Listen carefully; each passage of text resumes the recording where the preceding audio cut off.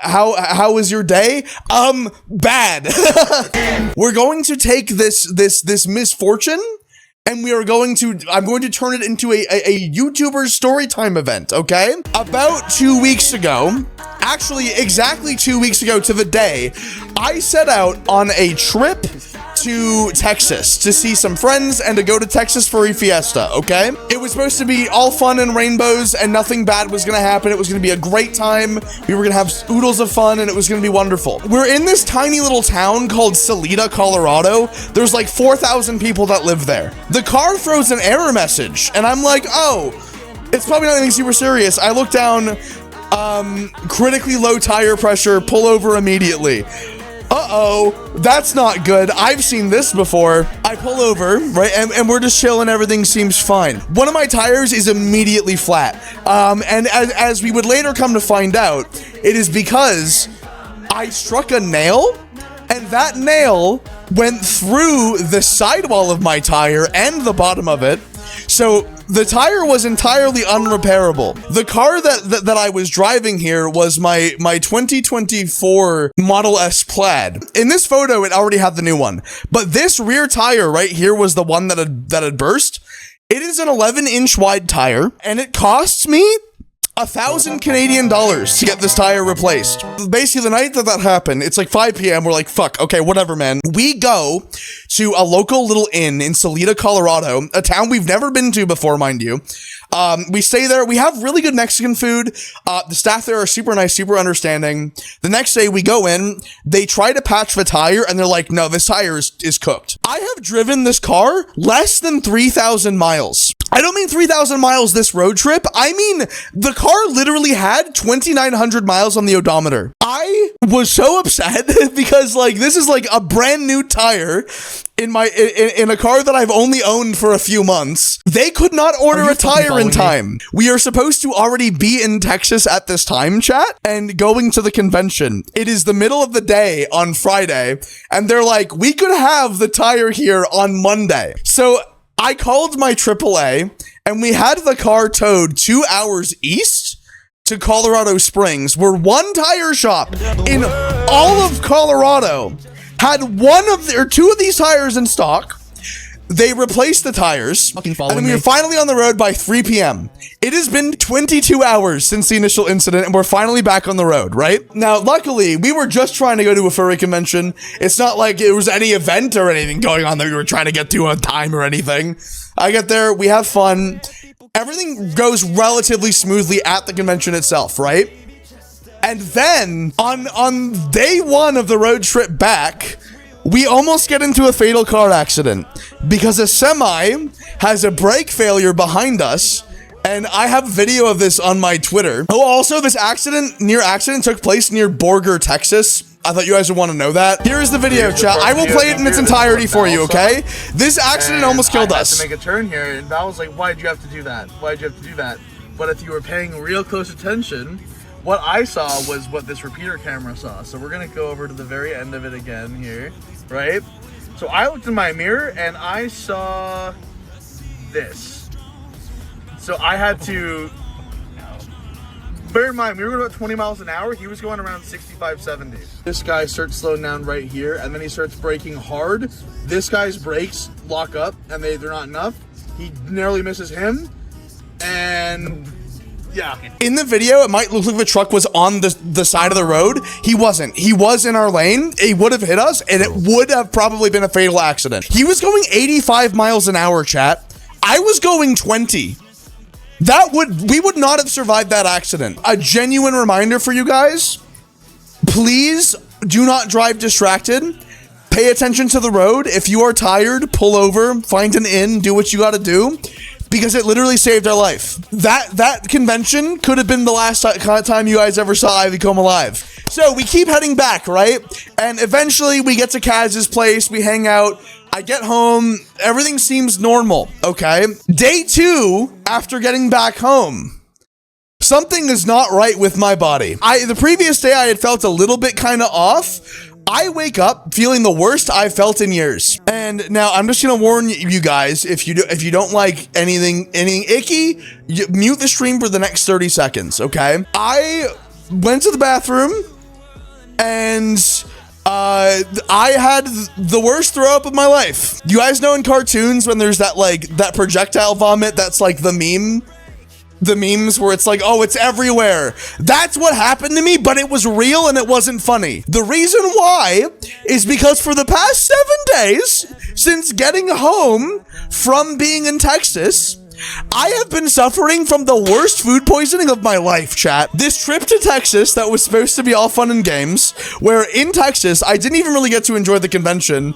because I just stood in my first seat for 4 hours while there was a queue for people to take photos with me, which I didn't mind, to be clear. I get there, I stand in first seat for 4 hours, and I leave. I'm stressed out from losing a tire and $1,000. We almost got into a car accident that was really severe and would have killed us. I get home and suffer from the worst food poisoning of my life. There's a little bit more to this. It's not over. And I don't mean that more happened after. I mean, there's one thing I forgot to tell you guys about. I get a call from my bank while I'm in Colorado, heading back from Texas, having already been down a shitload of money.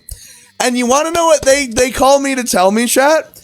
They call me and they're like, hey, dead name, we're calling you because you have defaulted on a loan payment. Now, this is really confusing because the loan that they called me for is a loan that I paid off on April 1st, chat. A payment from the dealership I went to. I did like a car trade-in thing to like just have fewer cars. And I got rid of my Model 3 at the start of April. I didn't get to tell you guys because I fucking died at the start of the month, lol. Despite the fact that the wire went through on April 7th, I was told that I owed a payment on April 16th for $1,000. That's $1,000 out of my pocket that I will be presumably getting back at some point when I don't know, but there was that. And then the other car that I traded in, their bank also called me being like, your payment is late. And I'm like, what do you mean? I traded this car in. I don't own it anymore. And then I was like, can you guys confirm that you received a payment for $24,000? And they said yes. So they got the payment. The loan, they have the full payment for the full amount of the loan. But I still owed them a payment apparently. And I'm like, okay, but remember, I was in the middle of Colorado in my car on this phone call. All in all, this road trip that I had allotted, expected to pay $400 for, ended up costing me a grand total of $2,800 US. And I have to add that the cherry on top is in January, I had several emergencies happen that required me to pay several $1,000s for my emergency funds, and I have not recovered those emergency funds yet. Following me? So, to be transparent with you guys, right now, I am very stressed out. Now, to be clear, I'm in a good mood today, and things will be fine. I have means of recuperating this. It's not going to be the end of the world. However, that was $2,800 I did not have. One more thing happened of the saga of what can go wrong will go wrong. And that was at the start of this week, I spoke with BC Hydro and confirmed that our old house had a final electrical bill that was double what it normally is. I have to pay for one of my regular like payment things, plus a magical amount to my hydro company of $2,500 on top of the $2,800 I already did not have.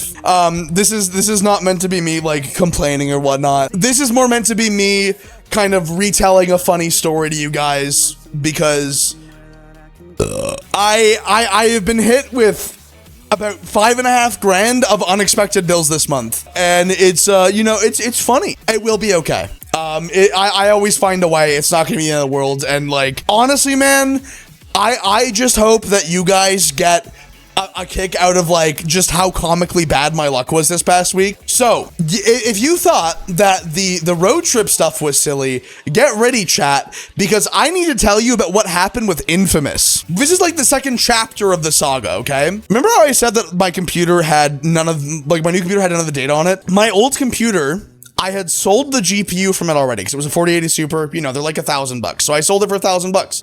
I was like, it has a built-in GPU in the CPU. I will be able to turn it on. It'll be fine. Computer doesn't post. Great. So I had to gut Bubs's computer, put the GPU from their computer into my computer.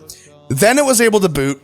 And after like 3 hours of struggling, I get the old files off, and then Jan, Steph, and I spend 3 days just making my vocals sound the way I wanted them to sound. And then eventually, like, Doodle is working their ass off to get the art done as well.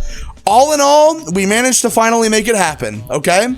And Infamous comes out, and it's been a hit. You guys have loved it. It's awesome. That leads us to the last 48 hours. I finally felt well enough to start getting ready for my stream again today, getting all that stuff set up. And boy, oh boy, have the last 24 hours been fucking interesting, chat. First off, I spent 6 hours trying to figure out why OBS was not capturing my VTuber software, right?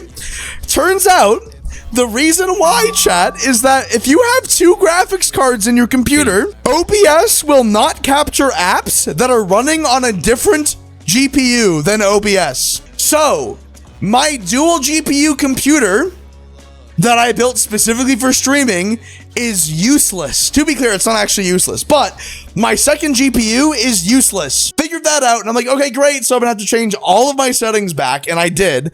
And then the new VTuber software that I've been using, I discovered has a problem that VSeeFace does not have. After 15 minutes of use, it disconnects from my iPhone consistently. I have a whole bunch of assets for the new layout and the new like stream assets and everything. And get this, guys, it also is going to coincide with a new brand on the main channel. Like, it's a whole bunch of really pretty visuals and shit. I'm really happy with it. And then OBS wasn't displaying any of my transparent videos at all. I did get that fixed right before stream time, but that took me 3 hours, and it had to do with an issue with the most recent NVIDIA driver that is undocumented. All of my new VTuber fun stuff. Oh, and the final thing, guys, was I have a whole bunch of new sound redeems, and I have some new transparent video stuff. Like, I have one thing where if I press my Stream Deck button, it's basically an Ivy that green screen walks onto the screen and talks to me, and I like it's a funny interaction. Like, it's meant to like add flair to the stream and be fun, and like I got a whole bunch of stuff like that. So my Stream Deck is broken. Every single program and hardware. Oh, and my Leap Motion controller broke twice. Every single thing that could have possibly gone wrong over the past 2 weeks, financially, hardware-wise, and content-wise, happened. Don't say it can only get better from here. Don't say that, J-Lock. Someone said that to me, and then I got hit with the knowledge that my bank loans hadn't been closed yet. Do you guys want to hear what is actually going to be happening with Ivycomb content now that the year is actually beginning?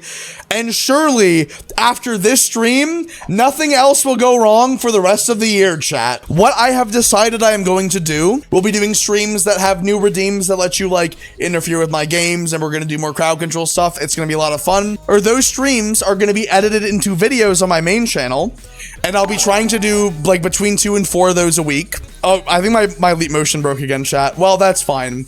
That's okay. Hi, chat. Hi, everybody. By the middle of June, we're hoping to be here. 2 to 4 edited stream VOD videos on the main channel. And then throughout the course of the year, I'm going to intersperse those with video essays. And my hope is that by the end of the year, we're going to be able to kind of have the channel be self-funded. I have a folder in my Stream Deck that I've created, and that folder is literally just sound bites from a whole bunch of my songs where it's just the isolated lyrics. That way, if someone's like, oh my god, Ivy, my favorite song of yours is Noise Simulator 2002, I can go Noise Simulator, and then it plays the voice clip of Steph going, I'm just a baby that hates, and like it's all stuff like that. People have said their favorite song is Noise Simulator to me, and I'm like, that's great. I'm so happy for you. You know what? Go off, King. I'm so glad for you. There's something for everyone, right? Well, I unveiled my evil plan in this video, but I hope that you all still enjoyed it and you like more stuff like this. This video was made possible thanks to the support of my patrons like Cypher, Caden, Ice Shredder, Minecraft Trackers, Burp240, Cutie Patootie, Delta Venardo Reagan, Error, Insanity Kills 05, PJ Sabertooth, Scarlet Trash, and Weary. Thank you for being Patreon subscribers. I really appreciate every one of you guys.